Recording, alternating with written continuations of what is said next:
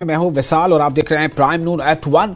बारामूला के member parliament और अवामी इत्तेहाद party के सरबराह इंजीनियर अब्दुल रशीद शेख की जमानत पर फैसला कल सुनाया जाएगा। इस दौरान पटियाला हाउस कोर्ट आज अबूरी जमानत की दरख्वास्त पर समाअत करेगी। इंजीनियर रशीद के अहल खाना और पार्टी के कुछ लीडरान ने उम्मीद जाहिर की है कि उन्हें जमानत मिल जाएगी।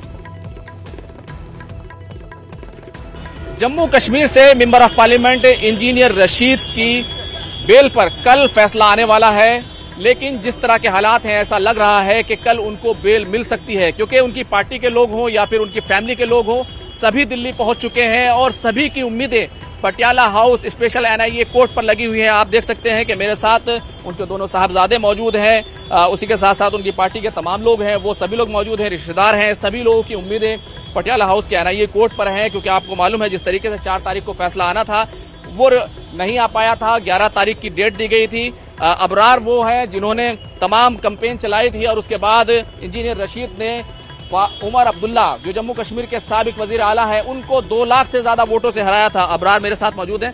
अबरार, कितनी उम्मीदें हैं? ऐसा लग रहा है कि कल बेल मिल सकती है। जी बिल्कुल, उम्मीद पे दुनिया कायम और हम पूरी उम्मीद है कि इंजीनियर रशीद साहब को बेल कल मिलेगी, क्योंकि उन्होंने कोई जुर्म नहीं किया, कोई गुनाह नहीं किया। एक पॉलिटिकली मोटिवेटेड फैब्रिकेटेड केस है, तो उम्मीद है कि वो बाहर निकलेंगे और लोगों की मैंडेट का रेस्पेक्ट किया जाएगा। हालांकि पिछली तारीख जो थी उस दिन हमें बेल नहीं मिल पाई, लेकिन हम पूरी उम्मीद है कि इस बार जो है कल फैसला हमारे हक में आएगा। क्या माहौल है घर पर, सब जगह क्या सोच रहे हैं? पार्टी के वर्कर्स में क्या माहौल है? क्योंकि बहुत सारी सीटों पर आप लोग, आपकी जो पार्टी है वो अपने उम्मीदवार भी उसने खड़े किए हैं। जी बिल्कुल, माहौल बहुत अच्छा है और मैं ये कहूँगी आज सिर्फ नॉर्थ कश्मीर ही नहीं, सेंट्रल कश्मीर ही नहीं, बल्कि पूरा जम्मू कश्मीर नॉर्थ से लेकर साउथ तक इंजीनियर रशीद साहब का वेट कर रहा है। और जिस तरह से आपने देखा कि हम पिछले 4-5 दिन से साउथ कश्मीर में कैंपेन चला रहे हैं और वहाँ पे भी जो लोगों में जोश और जज्बा है वो बिल्कुल उसी तरह है जिस तरह से पार्लियामेंट इलेक्शन में नॉर्थ कश्मीर के लोगों में था। और वो लोग भी ये चाहते हैं कि इंजीनियर रशीद साहब बाहर आए वो और उनकी नुमाइंदगी करे। तो इंशाल्लाह उम्मीद है कि कल फैसला हमारे हक में आएगा और इंजीनियर रशीद अपने लोगों के बीच में जाएंगे। जब ये पूरा केस सामने आया था उस वक्त एक माहौल बना, लंबे वक्त तक वो जेल में रहे, लेकिन जब आप लोग कैंपेन करने जाते थे लोगों से क्या कहते थे आप लोग कि इंजीनियर रशीद साहब को वोट देना चाहिए, तो उसके लिए क्या कहते थे?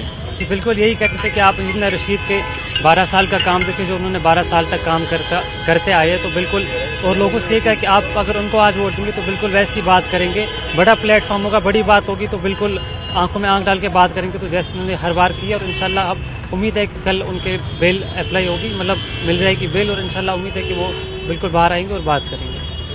ये जो आप लोग अब भी अपनी कैंपेन में, क्या आप लोग वैसे ही कैंपेन अब भी कर रहे हैं? क्या लोगों के बीच जा रहे हैं? जी बिल्कुल, आपने देखा होगा साउथ कश्मीर में अभी मेरे बड़े भाई जा रहे हैं और इंशाल्लाह अब इंजीनियर साहब खुद भी आएंगे। तो और आपने देखा ही होगा कैसे बाकी पॉलिटिकल पार्टीज वो कैसे डर रहे हैं, उनके आप स्टेटमेंट देखिए क्या क्या बोले जा रहे हैं। तो बिल्कुल उनकी बौखलाहट है, उनका वो दोगलापन है, सब बाहर आ रहे हैं। जो कल तक कह रहे थे कि इंजीनियर रशीद को रिलीज कर दे, आज वही कह रहे हैं कि वो प्रॉक्सी टीम में, A टीम में, B टीम में। तो बिल्कुल, तो हमें लगता है कि इंशाल्लाह इंजीनियर रशीद जल्दी बाहर होंगे, तो अबरार, उनके ऊपर कहा जाता है कि UPA के इल्जामात हैं और NIA ने उनकी बेल को की मुखालफत की कोर्ट में जाकर, और तरह तरह के सवाल उठाए, क्या कहेंगे? जी बिल्कुल, देखिए इल्ज़ाम तो लगे हैं, लेकिन हम वो इल्ज़ाम बेबुनियाद है और उन्होंने कोई ऐसा जुर्म नहीं किया, कोई गुनाह नहीं कि उनको इतनी बड़ी सज़ा मिलनी चाहिए या फिर वो 5 साल से तिहाड़ जेल में बंद रहने चाहिए थे।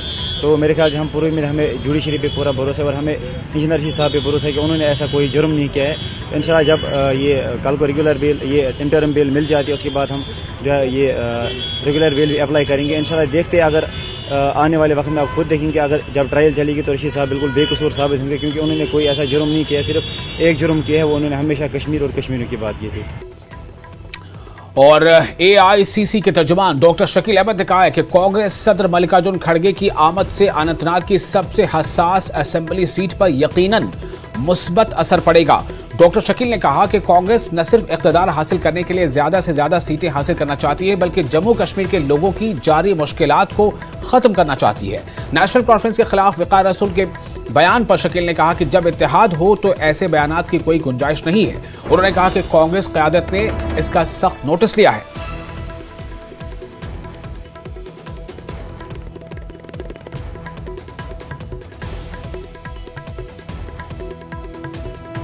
नहीं देखिए, कल तो मल्लिकार्जुन खड़गे और अब्दुल्ला साहब आएंगे। मल्लिकार्जुन खड़गे का अपने तजुर्बात हैं, अपने मुशाहदात हैं, और पूरे मुल्क में जो सूरत हाल बनाई गई है भारतीय जनता पार्टी के ज़रिए, उसके बारे में उनके बयानात भी आएंगे और जम्मू कश्मीर के ताल्लुक से भी। मैं पिछले 4 दिनों से यहाँ हूँ और मुख्तलिफ जगहों पे गया हूँ, हलकों में गया हूँ। उससे ही हमको अंदाज़ा है कि ये एनसी और कांग्रेस पार्टी का जो अलायंस है तो बहुत ही मजबूत अलायंस है, क्योंकि आवाम चाहती है तब्दीली, आवाम चाहती है मुसीबतों से निजात, आवाम चाहती है तकलीफ़ों से उसकी दूरी बने और पॉलिसीज़ ऐसी आए कि ताकि उनके अंदर इस्तेकाम आए। वो सारी चीज़ें मैं दीवार पे जो तहरीर है उसको पढ़ पा रहा हूँ और उससे मुझे लगता है कि अनंतनाग की सीटें भी हैं और ये अलायंस की सियासत हो रही है। तो हमारी कोशिश है कि हम अलायंस बड़े पैमाने पे आज के दिन में कांग्रेस पार्टी, एनसी सब एक हैं, मिल करके सीटों को जुटाए ताकि अपनी हम एक मजबूत सरकार बना सकें। तो तैयारी पूरी, आप देखिएगा हर हलके के लोगों ने खुद तय किया है कितने लोग आएंगे, किस तरह से आएंगे, अपने अपने झंडे लेके आएंगे। तो जोश है, वर्कर्स के साथ बैठक हुई है, जिम्मेदारों के साथ बैठक हुई है, तो बड़े पैमाने पे लोग आ रहे हैं और जम्मू कश्मीर को एक राहत की सांस लेने की ज़रूरत है ताकि आवाम जो परेशान है उसकी परेशानी से उसको दूरी मिल सके। एनसी कांग्रेस अलायंस के उम्मीदवार अजय सदोत्रा के कागजात नामजदगी दाखिल करने के पेश नजर उमर अब्दुल्ला के दोनों बेटे भी उनके साथ मौजूद होंगे। इसके लिए जम्मू पहुंचे हैं। एनसी कारकुनान काफी पुरजोश हैं। वो दावा करते हैं कि अजय सदोत्रा जीत जाएंगे। वो ये भी दावा करते हैं कि एनसी और कांग्रेस इत्तेहाद जम्मू और कश्मीर में अगली हुकूमत बनाएगी। सदोत्रा के हक में एनसी और कांग्रेस दोनों के कारकुनों और लीडरान की तरफ से रोड शो भी मुनक्किद किया गया।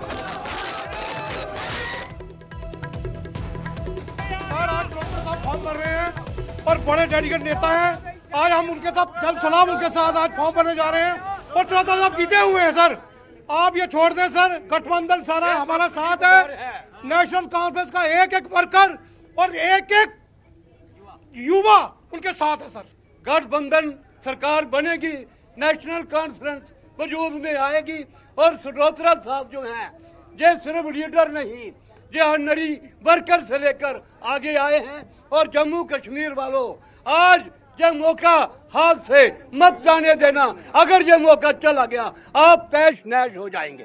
पूरी जनता आप देखिए, जनता में कितना जोश है और तमाम जो जम्मू नॉर्थ की जनता है वो सदोत्रा साहब के साथ है। इन लोगों ने देखा है कि पिछले 10 साल में यहाँ पे युवाओं के साथ, बुजुर्गों के साथ, माओं के साथ, सबके साथ कितनी सख्ती हुई है। सदोत्रा साहब जीत चुके हैं, बस वोटिंग होगी 1 तारीख को। मैं अपने जम्मू नॉर्थ के सभी लोगों से ये अपील करना चाहता हूँ कि 1 तारीख को सभी जाकर हल्का बटन दबाकर सदोत्रा साहब को विजय बनाए, क्योंकि बीजेपी ने 10 साल में कुछ नहीं किया। हमारी नौकरी ले ली, हम ग्रेजुएशन करके ऐसे घूम रहे हैं, हमें कोई रोजगार नहीं मिल रहा। बीजेपी ने बोला था कि डेली वेजर पक्के करेंगे, 2014 से 10 साल उनको पीछे लगाए उन्होंने, उनका भी कुछ नहीं किया। और कांग्रेस के उम्मीदवारों की फहरिस्त पर रद्द-ए-अमल जाहिर करते हुए senior BJP leader JL Rana ने कहा है कि बीजेपी कांग्रेस के उम्मीदवारों के नामों पर मुनसर नहीं है, क्योंकि बीजेपी को पहले ही लोगों की हिमायत हासिल है। नेशनल कॉन्फ्रेंस और कांग्रेस कायदीन के दरमियान लड़ाई की खबरों पर रद्द-ए-अमल जाहिर करते हुए राणा ने कहा कि ये दोनों पार्टियां मौकापरस्त हैं और इनका आवाम के हकीकी मसाइल से कोई लेना देना नहीं है।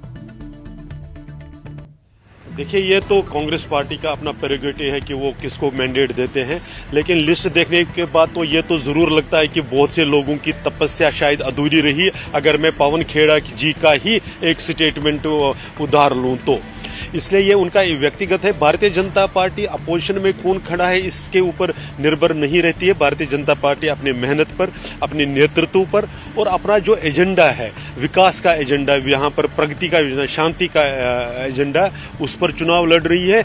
इसलिए कोई भी हो विपक्ष में, कोई भी हो प्रत्यक्ष परोक्ष में, तो हमें उससे इतना फर्क नहीं पड़ेगा। भारतीय जनता पार्टी अपने कार्य पर, अपने संगठन पर और अपने संगठन के नेतृत्व पर, और जो हमने एजेंडा जम्मू कश्मीर की जनता के सामने रखा है अपने संकल्प पत्र के माध्यम से, हमें उस पर विश्वास है और लोगों का आशीर्वाद हमें मिलेगा, भरपूर मिलेगा, पहले से अधिक मात्रा में मिलेगा।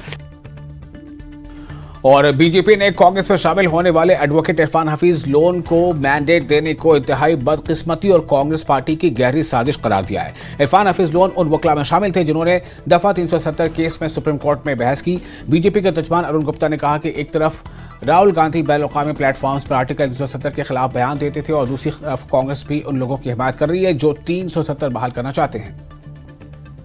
बीजेपी के प्रवक्ता अरुण गुप्ता हमारे साथ मौजूद हैं।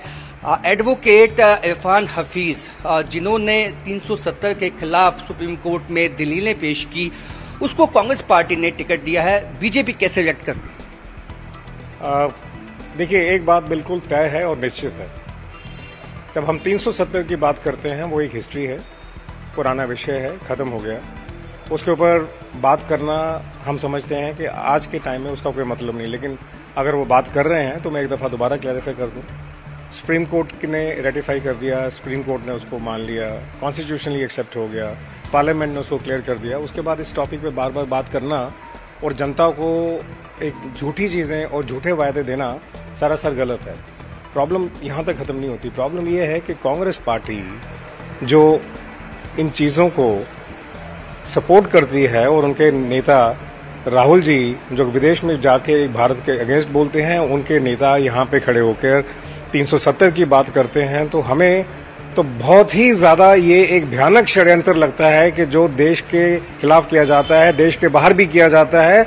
और ये चीज़ें जो हैं हमें समझना होगा कि क्या ये चीज़ें देश के हित में हैं या नहीं। भाजपा में ये बात बिल्कुल साफ है कि 370 की बात करने वाला जो है वो देश के खिलाफ है, वो देश की समृद्धि नहीं चाहता है, देश के लोगों की समृद्धि नहीं चाहता है। एक छोटे से ब्रेक के लिए, ब्रेक के बाद खबरों का सिलसिला जारी रहेगा।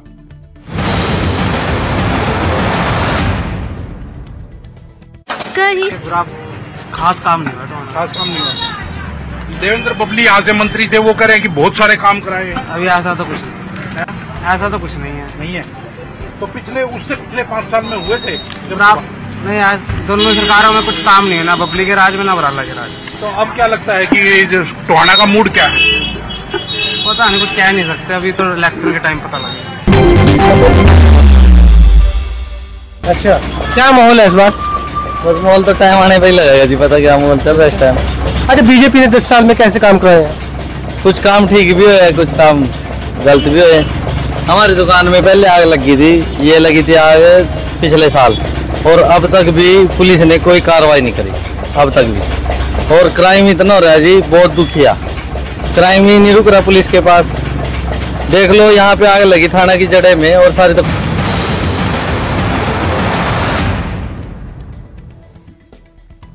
ब्रेक के बाद एक बार फिर आपका स्वागत है न्यूज 18 JKLHH में। मैं हूं विशाल।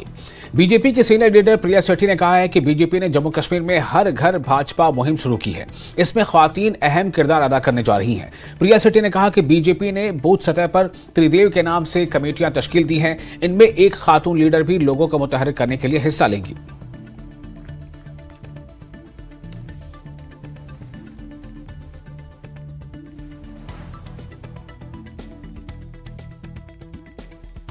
सीनियर बीजेपी नेता प्रिया सेठी हमारे साथ मौजूद हैं। प्रिया जी, इन चुनावों में जिस तरह से अहम भागीदारी आपने कहा कि महिलाओं की होने वाली है, किस तरह का आपने रोड मैप बनाया है आगे, क्योंकि हर घर तिरंगा हर घर भाजपा आपने आज शुरुआत की।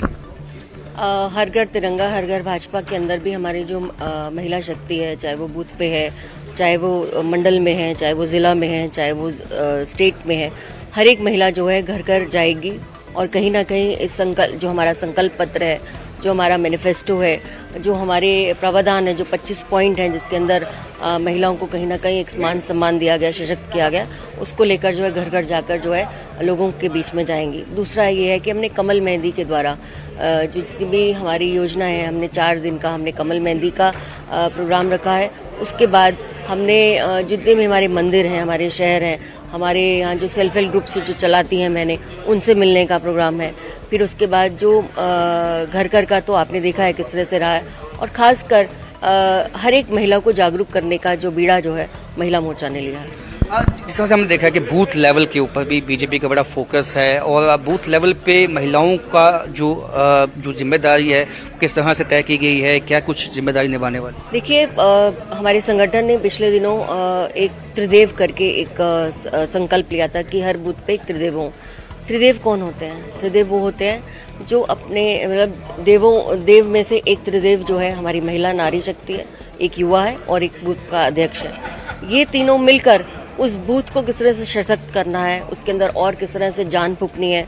हर महिला ने 25 महिलाएं और बूथ के ऊपर जोड़नी है, हर युवा ने ऐसे 25 युवा अपने बूथ पे जोड़ने हैं, जो संगठन का भी काम करेंगे, जो विस्तार करेंगे और कहीं ना कहीं आने वाले चुनावों के अंदर एक अहम रोल जो है प्ले करेंगे। बहुत बहुत शुक्रिया। तो हर घर भाजपा की आज शुरुआत हुई है और महिलाओं को अहम जिम्मेदारी इसमें दी गई है कि हर एक के घर पे जाना है, डोर टू डोर जाना है और भाजपा का जो संकल्प पत्र है वो देना है उनको। कैमरामैन आशु के साथ राजन वैद, न्यूज़ 18 जम्मू।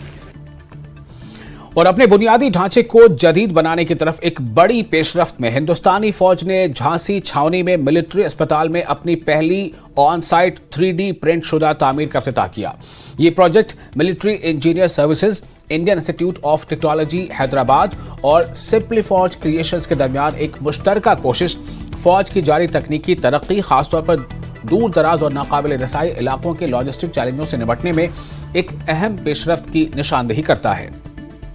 इस ढांचे की बाज़ाब्ता नकाबकुशाई general officer commanding White Tiger division ने Army's year of technology absorption 2024 initiative के हिस्से के तौर पर की थी, जो फौज के ऑपरेशंस में इख्तिराई हल की बढ़ती हुई अहमियत को वाज़ेह करता है। पिछली 3D प्रिंटिंग की कोशिशों के बरअक्स जो ऑफ साइट से की गई थी, ये संगे मील ऑन साइट 3D प्रिंटिंग की तब्दीली की सलाहियत को उजागर करता है।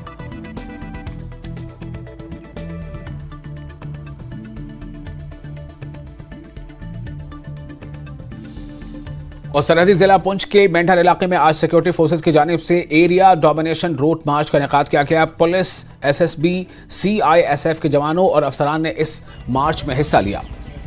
रूट मार्च का मकसद सिक्योरिटी फोर्सेज को नई तैनाती के दौरान इलाके के जोग्राफियाई और समाजी पहलुओं से आगाह करना और मकामी लोगों में सिक्योरिटी और अमन के हवाले से एतमाद पैदा करना था।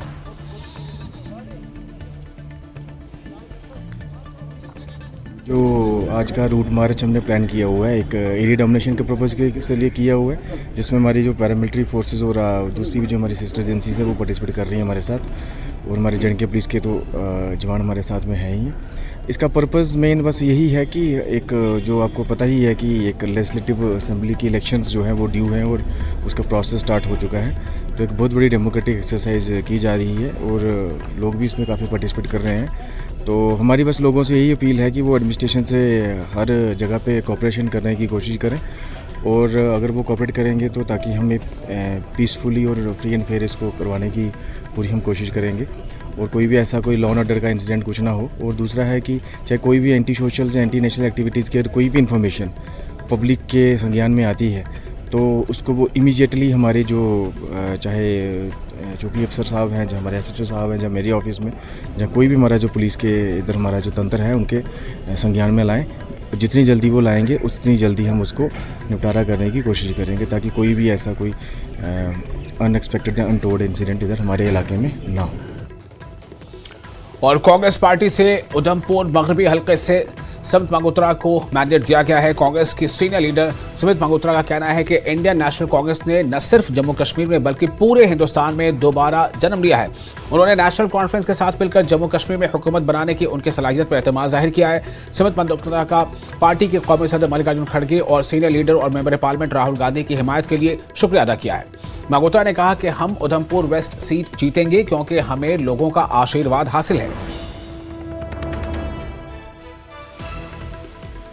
जो पार्टी ने मुझ पे भरोसा दिलाया है, हमारे माननीय राहुल गांधी जी, अब जम्मू कश्मीर की जो हमारी हाई कमांड है, जो विश्वास दिलाया है, मैं उनके विश्वास पे खरा उतरूंगा और जनता की अगर मौका दिया पूरी दिन रात 24 घंटे जनता की सेवा में अपना तन मन लगाऊंगा। यहाँ तक जो हमारा GMC है जिसको रेफर हॉस्पिटल बना दिया गया है, मैं बिजली कटौती की बात करूँ, पानी कटौती की बात करूँ, देविका प्रोजेक्ट के चलते जो पूरे शहर में गंदगी के ढेर लगे हैं, घरों में गंदा पानी आ रहा है, और मैं कहूँ कि मूलभूत सुविधाएं पानी के लिए और बिजली के लिए हमारे लोग सड़कों पे चिल्लाना पड़ रहे, तो मैं कहूँगा लानत है राजनीति पे।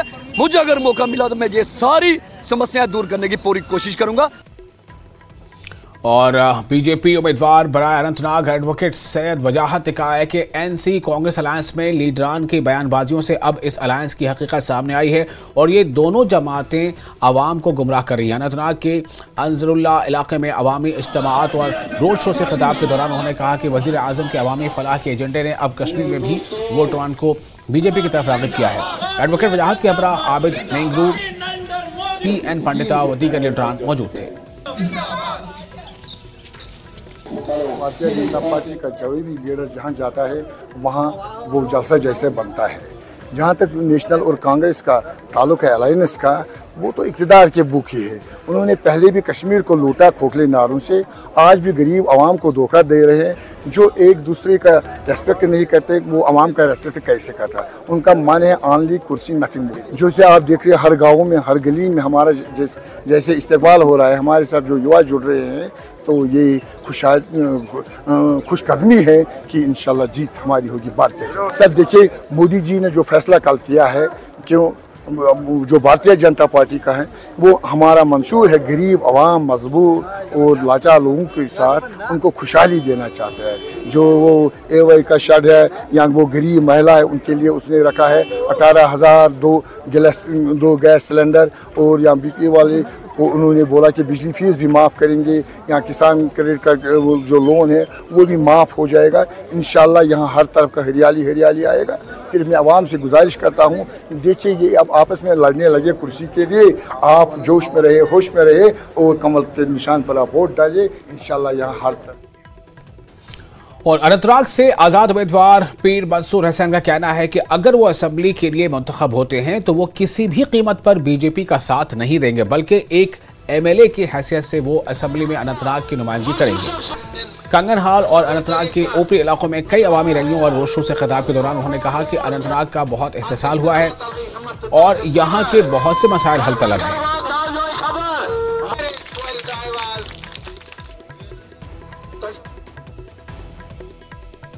मूड क्या है, लोग क्या चाहते हैं। देखिए मैंने इन लोगों की खिदमत की है, खिदमत में अजमत है। मुझे उम्मीद है ये लोग मुझे ना उम्मीद नहीं करेंगे। मुझे उम्मीद है ये लोग मेरा साथ देंगे और मुझे उम्मीद है कामयाबी हमारे कदम चुनेंगे। मैं बीजेपी और उसकी प्राक्सियों का बंदा कभी नहीं बनूंगा जिंदगी में। मैं उस सेकुलर इत्तेहाद के साथ जुड़ूंगा जो सेकुलर इत्तेहाद इस अनंतनाग को नए सिरे से, देखिए मुश्किलात कितनी है हमारे। अभी भी मेरे मेडिकल कॉलेज में MRI नहीं है, अभी भी मेरा कोर्ट कम्प्लेक्स नया नहीं है, अभी भी DC ऑफिस मेरा किसी जगह वहां पे है जहां पे पता नहीं 60 साल 70 साल 80 साल से बना हुआ है। अभी भी हमारे गली कुछ ऐसे ही पड़े हैं, बहुत मुश्किलात है। मैं अंचिडोरा गया, मैं छी गया, मैं अंजवाला गया, आपको यकीन नहीं है कि कितनी मुश्किलात है लोगों की। कोई यहाँ तो चीफ मिनिस्टर उन्होंने बनाए, यहाँ प्राइम मिनिस्टर बना, यहाँ डिप्टी चीफ मिनिस्टर बने, मगर लोगों को कभी मुलाकात नहीं दी। डॉक्टर जितेंद्र सिंह की पेशगी हिफाजत में शामिल एक गाड़ी को हादसा पेश आया है। ये गाड़ी धर रोड बिलावर के करीब टायर फटने की वजह से हादसे का शिकार हो गई। इस हादसे के नतीजे में 4 फौजी जवान जख्मी हो गए। इन्हें इलाज के लिए अस्पताल मुंतकिल किया गया है। जयवीर इधर बैठ जा, इधर आ जा, कमांड सीधा इधर। ये जो तस्वीरें आप देख रहे हैं, तस्वीरें उस जगह की हैं जहां पर यह हादसा पेश आया है। मरकजी वजीर डॉक्टर जितेंद्र सिंह की पेशगी हिफाजत, यानी उनकी हिफाजत के लिए जो कैबिन में आगे जो गाड़ी होती है उसमें शामिल एक गाड़ी को हादसा पेश आया। ये गाड़ी धर रोड बिलावर के करीब टायर फटने की वजह से हादसे का शिकार हो गई। गाड़ी पलट गई, कुछ दूर तक गाड़ी घिसट भी गई। इस हादसे के नतीजे में 4 फौजी जवान जख्मी हो गए हैं, जिन्हें इलाज के लिए अस्पताल में दाखिल कराया गया है।